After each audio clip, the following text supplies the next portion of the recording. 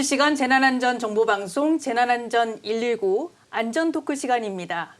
오늘은 박종현 행안부 민방위 심의관과 함께 위급시 재난문자와 민방위 훈련 등과 관련한 내용을 자세히 알아보겠습니다. 심의관님 어서 오십시오. 네, 안녕하십니까. 네, 안녕하세요. 네, 먼저 위급 재난문자.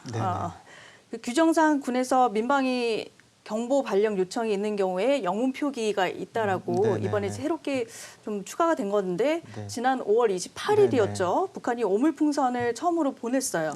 그런데 화면에서 지금 보시는 것처럼 이때 지자체에서 위급 재난 문자를 보냈고 또 영문으로는 공습을 뜻하는 에어 레이드가 있어서 주민들이 상당히 혼란이 있었습니다. 이게 어찌된 일이었나요? 예, 그 5월 28일 밤이었죠. 이제 북으로부터 이제 남쪽으로 풍선이 날아오는 거를 군에서 이제 식별을 했습니다. 그래서 그 풍선이 영향을 미칠 수 있는 지자체에다가 이제 군에서 그 안전 안내 문자를 발송해 주십시오라는 요청을 했습니다. 그러니까 그 요청 안내 문자 문안은 그 낙하물에 유의하시고 그 풍선을 발견했으면 이제 접근하지 마시고 이제 가까운 군부대나 경찰서에 신고하십시오라는 내용의 안전 안내 문자를 발송해 주십시오라고 군에서 지자체에 요청을 했는데 뭐 다른 지자체는 안전 안내 문자로 발송을 했습니다. 그런데 경기도는 사실상 그 경계 경보를 발령을 한 겁니다. 경계 경보를 발령을 하게 되면 그 위급 재난 문자가 동시에 발송이 됩니다. 위급 재난 문자는 40데시벨 이상의 아주 강한 경고음하고 같이 나가는데 그 이제 경기도에서는 이제 군에서 이제 안전 안내 문자 발송을 요청을 받았지만 그 풍선에 뭐 화학 물질이든 굉장히 위험한 물질이 들어 있을지 몰라서 예, 도민의 이제 생명 안전을 위해서 강하게 이제 경계 경보 발령을 요청했다고 하더라고요. 근데 이제 문제는 저기 그 이제 자막에 보시다시피 영문으로 이제 에어레이드 이제 프리리미너리 워닝이라는 이제 문자가 이제 붙는데 이제 위급 재난 문자는 뭐 이따 또 설명드릴 기회가 있을지 모르겠지만은 위급 재난 문자는 전쟁 상황에서 발송되는 문자입니다. 네, 그러니까 깜짝 놀라셨겠어요. 네네. 그 여기 보시네요. 공습 경보, 경계 경보, 화생방 경보, 핵 경보 요 네 가지 경우에만 이제 그 위급 재난 문자가 발송이 되거든요. 그래서 2월 28일부터 이게 아닙니다. 영문 병기가 2024년 2월 28일로 돼 있는데 저건 뭐 어떤 의미인가요? 2024년 2월 28일부터 이제 네, 맞습니다. 보시면 공습경보, 경계경보, 화생방경보, 핵경보 이거 다 전쟁 상황이지 않습니까? 이제 요 네 가지 경우에만 이제 재난 문자가 발송될 때 그 영문이 붙습니다. 요 내용에. 그러니까는 이 경기도에서 이제 위급 재난 문자를 발송했기 때문에 자동으로 이 경계 경보에 해당되는 에어레이드 프리리미너리 워닝이라는 문자가 달라붙게 된 거예요. 그래서 사실은 이 17개 시도에 민방위 그 경보 통제소라는 게 다 있는데 이 민방위 경보 통제소는 군으로부터 경보 발령 요청이 왔을 때 경보 발령하는 이제 조직입니다. 근데 그 관련해서는 이제 매일 하루에 몇 번씩 이제 훈련도 하고 군하고 같이 그래서 이런 경우에는 실수가 없는데 이번에는 전혀 상상도 못한 이제 그 오물풍선 사건이 발생을 했는데 군에서 경보 발령을 요청을 하지 않고 안전안내 문자 발송을 요청을 한 겁니다. 이 시도 경보통제소에는 한 번도 그런 경험이 없었거든요. 그래서 아마 이게 좀 한 번도 경험해보지 못한 이제 상황이 발생해서 좀 혼란이 있었던 것 같습니다. 그래서 이제 이런 일이 이제 다시는 발생하지 않기 위해서는 그 군에서 경보 발령 요청이 아닌 경우에는 경보 발령하지 말고 반드시 안전 안내 문자를 발송하도록 이것도 계속 훈련을 한 수밖에 없습니다. 그래서 저희가 순회 교육을 또 하고 또 계속 이제 훈련을 지금 하고 있습니다. 그래서 앞으로는 뭐 이런 혼란은 일어나지 않을 것으로 생각이 됩니다. 그래서 북한에서 오물풍선을 앞으로도 보낼 수 있다라는 그런 가능성을 열어놨기 때문에 이런 일이 반복될 수가 있거든요. 맞습니다. 그 5월 28일 날 첫 번째 오물풍선 이제 사건이 발생을 했는데 그 이후로 6번 더 이제 발생을 했습니다. 그래서 1차 오물풍선 이후로는 이제 이런 이제 혼란 상황은 한 번도 네, 없었습니다. 이제 시스템이 어느 정도 정비됐다라는 네, 네. 그런 말씀이고요. 네. 재난 문자가 크게 세 가지가 네, 있다고 하죠. 맞습니다. 위급 재난 문자, 그다음에 긴급 재난 문자, 안전 안내 문자인데 네, 네. 이 각각 어떻게 다른지 정리해 주시죠. 네, 그 방금 이제 말씀드린 대로 위급 재난 문자는 전쟁 상황입니다. 정말로 위급한 상황입니다. 그래서 이거는 그 국민 여러분들이 듣기 싫다고 해서 수신 거부 자체가 안 됩니다. 네. 그리고 40데시벨 이상의 굉장히 그 강한 경고음이 같이 이제 발송이 되고요. 그 다음이 이제 위급 재난 문자라는 게 있는데 요거는 긴급 재난 문자. 긴급 재난 예, 문자. 그래서 위급 재난 문자보다는 좀 더 약한 상황입니다. 그래서 네. 그 화생방 물질이 이제 누출됐다거나 테러 상황 그리고 뭐 홍수 피해가 나서 이제 긴급히 대피하세요라고 하는 그 대피 명령을 이제 내릴 때 요럴 때 발송하는 문자가 긴급 재난 문자인데 요거 역시 이제 수신 거부는 할 수가 있습니다. 또 그 위급 재난 문자처럼 40데시벨 이상의 강한 경고음이 나가고요. 마지막으로 안전 안내 네, 문자가 안전 있죠? 안내 문자가 있습니다. 오늘 제가 여기 스튜디오에 오면서 그 9호선 흑성역에서 네, 그 맞습니다. 연기가 연기가 발생했다고 났었어요. 네. 예. 그 이제 그쪽으로 가시는 분들은 이제 우회하십시오라는 이제 문자를 받았는데 이런 게 안전 안내 문자입니다. 그래서 뭐 황사가 심하니까 외출 자제하세요. 네. 폭염에 폭염. 유의하십시오. 네, 이런 호우 같은 네, 경우도. 맞습니다. 네. 그래서 이제 아까 말씀드린 대로 위급 재난 문자는 이제 수신 거부가 안 됩니다. 근데 긴급 재난 문자하고 안전 안내 문자는 수신 거부가 가능한데 이거 가능하면 수신 거부하지 않으시는 게 좋습니다. 네. 그 예를 들면은 오늘 같이 그 흑성역에 이런 사고가 있어서 흑성역에서는 이제 그 지하철 이용할 수가 없는데 이런 걸 수신 거부해 놓으면 그 모르고 흑성역까지 가는 이제 난처한 상황이 발생할 수 있지 않습니까? 네. 이게 다 이제 나와 가족과 이웃의 안전을 위해서 보내드리는 문자니까 수신 거부 안 하시는 게 네, 좋을 것 안전을 같습니다. 위한 유용한 정보니까요. 네, 네, 네. 네, 다음 달 8월 22일인가요? 네. 이때 민방위 훈련이 있는데 네, 이번 네. 훈련은 어떻게 진행이 되고 또 네. 작년과 차별화되는 점이 있다면 어떤 게 있을까요? 네, 그 8월 22일 목요일입니다. 그래서 오후 2시부터 20분간 이제 공습 대비 이제 민방위 훈련이 실시가 되는데 정각 2시가 되면 이제 그 공습 경보 사이렌이 울립니다. 이제 실제 상황이라고 하면 아까 말씀드린 것처럼 공습 경보가 발령이 되면 위급 재난 문자가 발송이 되지 않습니까? 이제 40데시벨 이상의 이제 강한 경고음하고 같이. 근데 네. 이번에는 이제 훈련 상황이기 때문에 안전 안내 문자로 공습 경보가 발령됐습니다라는 문자가 나올 겁니다.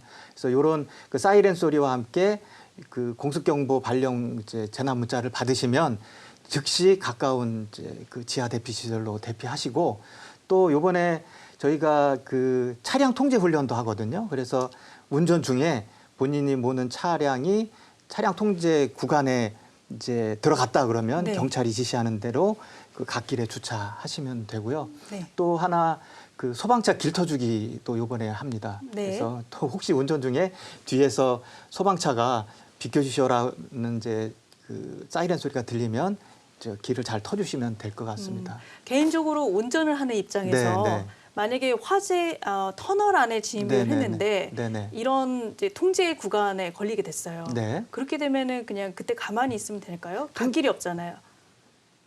아, 그 터널 안에서. 터널 안에서요. 네네. 터널 안에서는 그 신속히 터널을 빠져나오시는 게 네. 좋을 것 같습니다. 아, 민방위 그 순간에도 네, 네, 네, 터널을 네. 일단 빠져나간다. 네, 네, 네. 아, 네. 좋은 정보입니다. 네. 자, 특히 민방위 훈련하게 되면 가장 궁금한 부분이 바로 공습된 네, 어디로 네. 피하나. 네네. 저희가 이제 몇 차례 짚어보긴 네, 네, 네. 했는데 다시 한번 네, 어떻게 네. 대피소를 찾는지 설명 부탁드립니다. 제가 지난번에 출연했을 때는 이제 자주 사용하시는 이제 그 포탈 앱이 있습니다. 이제 네이버든 다음이든 그 검색창에 그 민방위 대피소라고 치면 현재 위치에서 가장 가까운 민방위 대피소가 표출이 되거든요. 그걸 클릭하면 이제 도보로 가는 길을 표시해 줍니다. 이제 그렇게 해서 이제 그 대피소로 이제 찾아서 이제 대피하는 방법이 있는데 자, 이거 한번 네. 보실까요? 네, 여기는 그래픽을 보시면서. 예, 그 재난안전 관련해서 그 유용한 정보를 제공해주는 앱이 바로 이 안전 디딤돌 앱입니다. 네. 요걸 통해서도 그 가까운 민방위 대피소를 검색을 할 수가 있는데 저기 보시면은 이제 민방위 대피시설을 클릭을 하시고 예. 그다음에 여기가 서울시 마포구 상암동이지 않습니까? 네, 요거 차례로. 차례로 클릭하시고 이제 찾기를 누르시면 여기가 지금 이제 DMC 상암 센트럴파크 1단지 지하 1층 주차장이라고 나오지 않습니까? 네네. 예, 요 방법도 이제 사용하실 수가 있습니다. 그런데 한 가지 좀 말씀 이제 드리고 싶은 게 그 어떤 분이 이렇게 지적을 하시더라고요. 이제 실제 공습 경보가 발령이 돼서 가까운 민방위 대피소를 찾으려고 하면 모든 사람들이 이 스마트폰으로 찾으려고 하지 않습니까? 그렇죠. 그래서 먹통이 될 거다. 그럴 수 있죠. 예, 그래서 제가 늘 강조하는 게 평소에 직장이든 자기 집이든 그 자기 현재 위치에서 가장 가까운 대피소를 미리 어딘지 캡처해서 네. 저장해 놓으면 좋을 것 네네 같아요. 미리 이제 알아두시고 네. 혹시나 이제 길 가던 중에 공습 경보가 발령되면 가장 가까운 지하 시설로 이렇게 대피하시면 됩니다. 아, 네, 그렇군요. 그러니까 자기가 자주 다니는 어떤 통학로나 네, 출근길 네. 같은 경우가 있으니까요. 네, 네. 그때 주변에 가까운 대피소 같은 경우는 미리 네. 저장해 놓고 그렇습니다. 숙지해 놓으면 좋을 것 같습니다. 네. 자, 그런데 가령 지진이 났을 때는 대피를 탁 트인 공간으로 네, 해야 되고 또 바닷가 지진일 때는 높은 지대 그리고 지난번에 또 말씀하셨지만 폭우로 침수가 될 때는 지하로 가면 안 된다 네, 이렇게 그렇습니다. 말씀하셨잖아요. 네. 그러니까 다시 말해서 각 재난 네. 유형별로 대피소도 달라지는 거죠. 네, 그렇습니다. 그래서 지진이 발생하면 주변에 이제 건물이 없는 이제 탁 트인 넓은 장소로 대피하시는 게 가장 중요하고요. 그리고 혹시 해변가에 있었을 때 지진 해일 경보가 울리게 되면 가급적 해변에서 멀리 떨어진 곳 그리고 가능하면 지대가 높은 곳으로 대피를 해주시면 되고 이제 뭐 침수 홍수 이제 경보가 뜨면 이제 지대가 높은 곳으로 대피를 해주시고 그리고 또 공습 경보가 발령되면 가까운 지하 대피소로 이렇게 대피해 주시면 될 것 같습니다. 화학사고 대피소 같은 경우는 네. 이제 화학물질 노출을 피해야 되는데요. 네. 이제 이런 경우는 어떻게 해야 될까요? 저희는 이제 그 화학 사고가 발생된 지점으로부터 500m 네. 벗어난 곳에로 이제 대피하라고 이렇게 권고를 해드리고 있습니다. 그래서 이제 바람 부는 방향을 이제 염두에 두시고 이렇게 바람이 이쪽에서 부는데 이제 이쪽에서 불면 이제 반대쪽으로 이제 대피를 해야 되겠죠. 예, 바람이 부는 방향을 좀 염두에 두시고 이제 최소한 500m 이상 바깥쪽으로 이제 대피하는 게 좋을 것 같습니다. 네. 그 이번에 경북도에서 마련한 비상 대응 지침 매뉴얼을 보니까요. 네. 그 키워드를 과잉 대피로 잡았더라고요. 네네네. 실제적으로 피해가 나지 않을 것 같은 상황임에도 불구하고 선제적으로 대피한다 네네네. 이런 의미인데요. 예를 들어서 이제 산사태 같은 네. 경우는 산사태 그 밑에 집도 많고 그리고 또 집안도 약해지기 때문에 고령자 같은 경우는 사실 좀 대피하기가 힘들거든요. 맞습니다. 그리고 주변에 사실 대피할 곳도 마땅치 않잖아요. 그래서 이런 분들은 어떻게 하면 될까요? 네. 그러니까 뭐 장애인 분들 또 노약자 분들 이런 그렇죠. 분들은 취약계층이요. 맞습니다. 그래서 네. 자력으로 이렇게 대피하기가 어렵습니다. 그리고 그런 비상 상황이 발생했다는 것 자체를 인지하는 것도 쉽지 않습니다. 그렇습니다. 그래서 이제 이런 분들을 위해서 사실은 정부의 손길이 골고루 미치기가 어렵습니다. 그래서 이런 경우에는 그 이웃 분들이 이게 좀 잘 도와주시는 게 중요한데요. 예를 들면 그 연평도나 백령도 같은 경우에는 그 해병대에서 포사격 훈련을 할 때 이제 해병대에서 포사격 훈련할 때 북에서 요걸 빌미로 예전에 있었던 연평도 포격 도발 같은 그런 도발을 이제 감행할 이제 가능성이 있기 때문에 네. 이제 해병대에서 포사격 훈련할 때 연평도나 백령도 주민분들은 그 가까운 대피소로 대피해 주십시오라고 이제 안내 방송도 하고 네. 이제 문자도 보냅니다. 네네. 근데 그 연로하신 분들은 이제 방송도 못 듣고 또 핸드폰도 못 보시니까 이제 대피해야 되는지도 모르고 그렇죠. 또 대피하려고 해도 이제 거동이 불편하시니까. 그래서 연평도나 백령도 같은 경우에는 그 면사무소 직원들이나 이장님들이 네. 이제 같이 도와서 이렇게 대피소로 이제 대피를 하거든요. 그래서 네네. 이제 이런 사례처럼 이렇게 주위에 이렇게 그 대피하기 어려운 취약계층이 있으시면 그 이제 그 그런 대피 이제 경보를 들었을 때 이제 네네. 혼자만 도망가지 마시고 네. 같이 도와서 이렇게 대피하는 게 네, 좋을 것 그렇게 해야 될 같습니다. 것 같습니다. 그리고 공습에 대비해서요. 만약에 지하에 있는 민방위 대피소를 제외하고 네네. 나머지 세 종류 대피소는 공동 활용하기로 네네네. 했었거든요.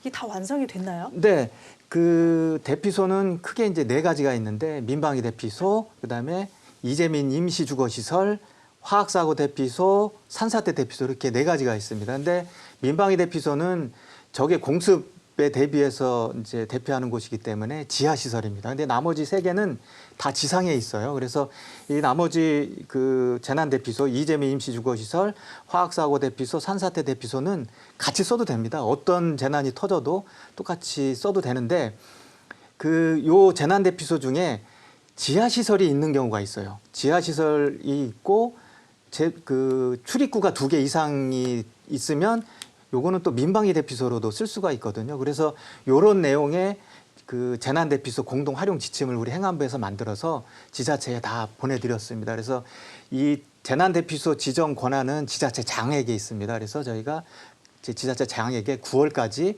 공동으로 활용할 수 있도록 다 조치를 완료하십시오라고 이제 공문을 보냈고 9월이면 그 결과가 다 저희가 취합이 될 겁니다. 그리고 저희 행안부는 이 공동 대피소 그 문안을 만들고 있습니다.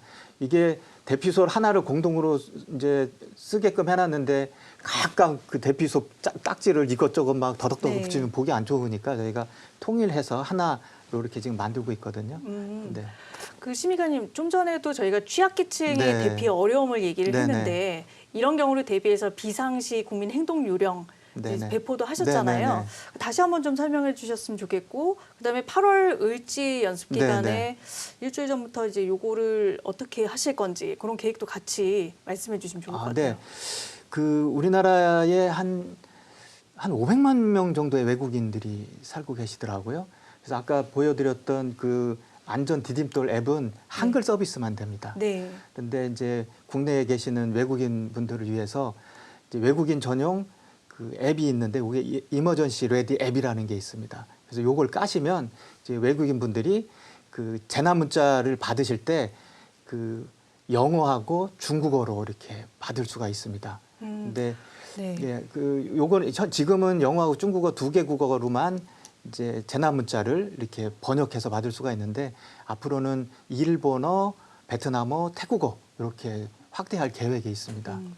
그러니까 지난번에 그 화섬 리튬 공장에서 네, 화재가 네, 났을 네. 때도 그때 피해를 보신 분들이 또 네, 외국인 분들이 네, 많으셨잖아요. 그래서 그런 그 주변에서 이런 재난 그다음 재해가 발생했을 네. 때 사실 영문, 중국어 이 2개만으로는 좀 부족할 것 네. 같기는 해요. 그래서 이거 어떻게 버전을 좀 확대하는지도 좀 과제가 될 것 같습니다. 네, 근데 저희가 이제 말씀드린 대로 현재 2개 국어로 이제 서비스를 하고 있고 앞으로 3개 국어 더 늘려서 5개 국어로 이제 서비스를 해드리려고 하고 있는데 저희가 이제 자료를 찾아보니까 재난 문자를 보낼 때 그걸 타 국어로 서비스를 해주는 나라는 유일하게 우리나라밖에 없더라고요. 아, 그런가요? 네, 네, 다 모든 나라가 자국어로만 재난 문자를 이제 보내주고 있더라고요. 그래서 이제 우리나라는 이 부분에서는 상당히 앞서 나가고 굉장히 있다. 선제적으로 저희가 네, 조치를 네. 하고 있다 이렇게 네. 볼 수가 있겠군요.